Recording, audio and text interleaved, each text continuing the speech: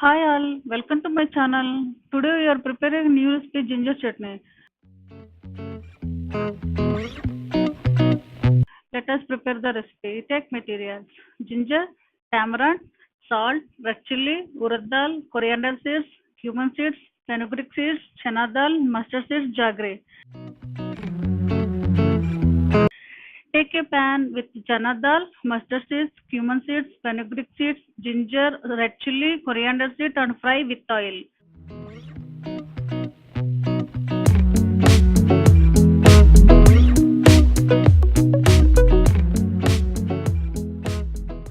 Now take the tamper material into mixie and add coriander leaves, turmeric powder, salt, jaggery, tamarind and grind well.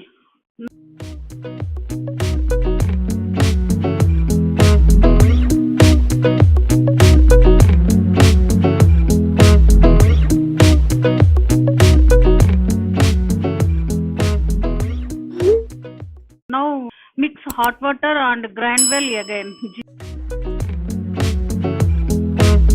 Ginger chutney is ready to serve. Thanks for watching the video. Please subscribe my channel, like and provide your comments. Thank you. Bye bye. Have a nice day.